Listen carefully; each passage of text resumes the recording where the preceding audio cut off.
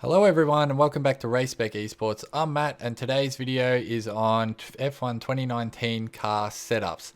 So we have a lot of new drivers coming into the series and they want other people's setups or they're asking for setup help. So this is a very basic video to educate everyone on what different settings do and how you can tweak them to suit your driving style. One of the things we see is a lot of people take setups from time trials or they just copy other people's setups. And while this is a good way to improve your time around the track and it may feel good using that setup, there are tweaks and things you can do to improve the setup to suit your driving style a bit better, make you more consistent and to drop those lap times. So first off we have the fuel load. This is mainly just, it'll leave it on 10, but just be aware that whenever you set up the car, the fuel load will be as you set it up. So if you set it up in career mode and have it low, just be aware that if you use that setup when you go into a race, sometimes I go out on some weird fuel loads when I don't check it in my qualifying laps. So always just have a quick check to make sure that the laps that you want and how heavy the fuel is in the car is right for you in your qualifying. Some people like to do a few more laps at the start of qualifying to get their handle on the car. Other people like to go and bang out a fast lap as soon as possible. So moving over to aerodynamics, this is the front wing and the rear wing of the car. If you are at a track like Monaco where you're going quite slow and the grip or the air that pushes the car down needs to be extremely high, you're going to look at more of a high setup like a 10, 11 or something around there. If you're at a high speed track like the Temple of Speed in Monza, you're going to have quite low. In Monza I run something like a 2.4 or a 3.3 because it's so important to be going extremely fast down those main straights so that you're not overtaken by other drivers. It does make the cornering a little bit more tricky because you've got a lack of downforce, but it is fairly important. In other tracks like Canada, where you have that combination of the long straight, but the cornering you need to gain a lot of time there or not lose a lot of time, you can look at something more in the middle like a 6, 7. So depending on the track will depend on your aero package. Experiment a little bit. If you're constantly losing control of the car, you may need to sacrifice a little bit of that high-end speed to give yourself a bit more wing. Okay, moving into transmission. The differential is important because if you have a low differential, that means that the tires will be able to spin at different speeds as you're exiting the corner. This will give you more grip in longer or faster corners. It'll also mean that you won't get as much tire degradation, so your tires won't wear out as fast. A lot of people run quite low differentials on most of the tracks in F1. On slower corners, maybe like Abu Dhabi, where you need a bit of punch out of the corner, you can run a more locked differential, but I wouldn't lock it all the way. You're going to get a high rate of degradation on your tires, and it can make it a little unstable as you'll get a lot of traction coming out of those corners. So have a little bit of a play with that, but generally you're going to want it, you know, less than sort of 70 on both on a lot of tracks to be able to go fast and keep your tires intact, especially if you're doing 50% races and so on. So moving into the suspension geometry, most people in F1 2019 have it right, left. It just provides you with so much more stability and control of the car. There's not too many benefits to changing it in the other directions. Just for a little bit of an explanation, so setting up the camber and the toe of the car is very important to gain the maximum performance out of the tires.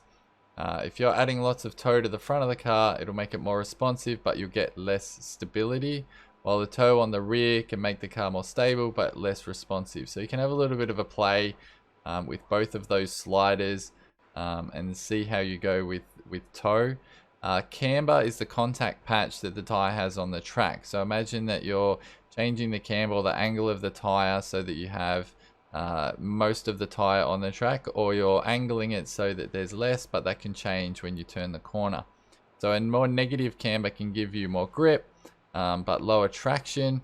It can cause the car to step out if you have more grip and you apply the power. It can also heavily impact tire wear, so it's important to test them out. Just because everyone does it doesn't mean it's right. but most people will have right, right, left, left. It gives you the most car stability and is okay on the tires depending. Moving on to suspension. So suspension, we'll just look at the front suspension here. So you want soft suspension. It impacts a couple of different ways. If you're going over a lot of bumps, you're going to want more of a softer suspension. It's important to have a soft rear suspension because you've got to imagine that the car needs to push down and the aero needs to push down onto the tires to keep the car on the track. If you have a hard suspension, it limits how much you can do in that regard. So generally you're going to have quite lowish suspensions. You also, it gives you a bit more control when you're going over bumps, as it says in the description there. An oversprung car can be very harsh on the tires and very skittish over the bumps. Whereas if you have soft springs, you're going to have a little bit more control and you have a bit more aerodynamic stability. Okay, moving on to the front anti-roll bar and the rear anti-roll bar. A lot of people don't really understand what this does, and it can take a lot of playing around to really understand how it feels when you change these on the car.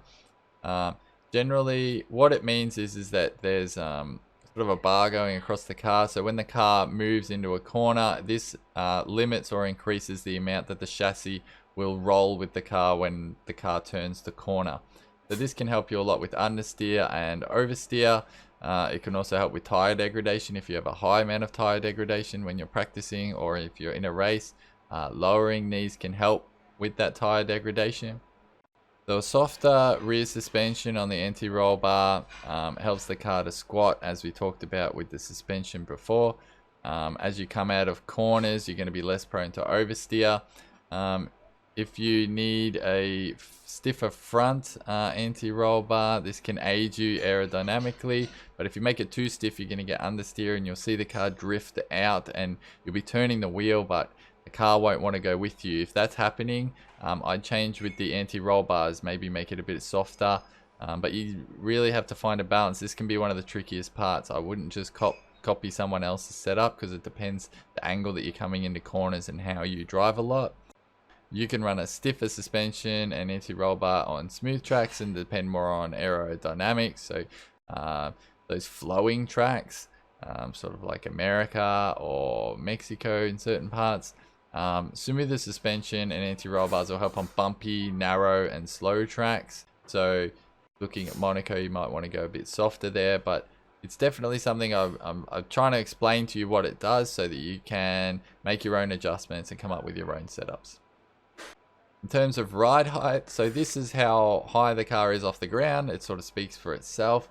It can be very important because if you have a low ride height, it makes you go faster down the straights, but it will increase your tire degradation.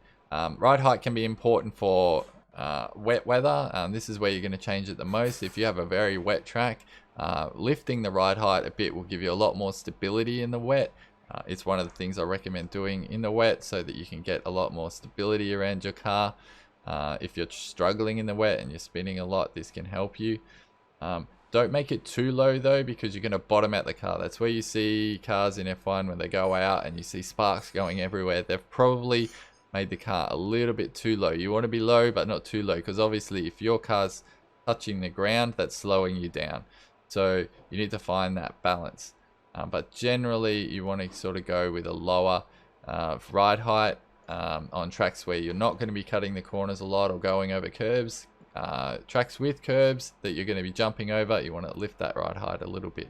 But I wouldn't go anything higher than a 4.5. This is my Azerbaijan setup, so I do jump a few curbs on this track, so 4.5 is good. I do sacrifice a little bit down the straights because of this.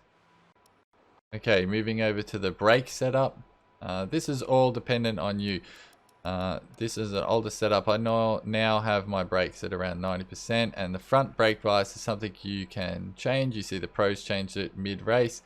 Just find your optimum place around 54, 53 will probably be fine for most tracks until you get a hang of it and you've got a really good feel for the car. Then you can start changing things dependent on the track and the corner. But brake pressure is where how hard you use the brakes. If you find yourself smashing the brakes and locking up all the time, maybe reduce the brake pressure a little bit.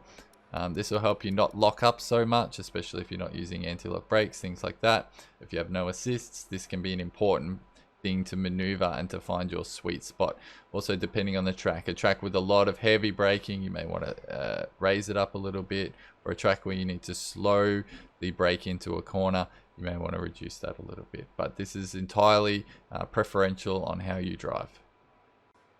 And last of all, we have tires and pressures. So pressure can be important. Higher pressure will make you go faster down a straight, but it'll also increase your tire wear. This is somewhere where you can change the pressures and reduce your degradation during a race.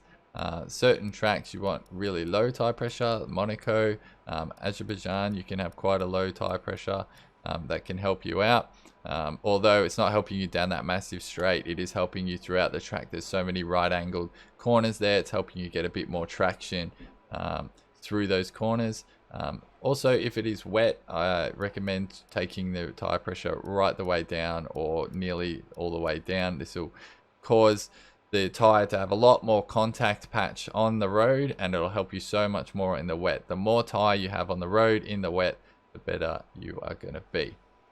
So guys, this was a short explanation of the car setup. I hope it helped you. If you're struggling to understand certain parts, you're welcome to ask questions. The Race Spec Discord. There's many really experienced drivers in there who are very quick on the leaderboards, and they will be able to give you a good explanation of what you should be doing on a certain track. Especially if it is track dependent and you're struggling on a track, asking in the chat may be the way to go. Even on Facebook, if you post a message, or Twitter, we'll get back to you straight away, or one of the experienced drivers who has a really good setup may be able to help you out. We do provide default setups. If you're struggling and you have a race coming up, you can use the Race Spec endorsed setup. I recommend you start from there and then tweak from there as well.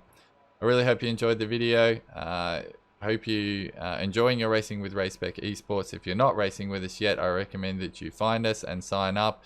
And we have a great bunch of guys who are doing a lot of great racing. Thanks again.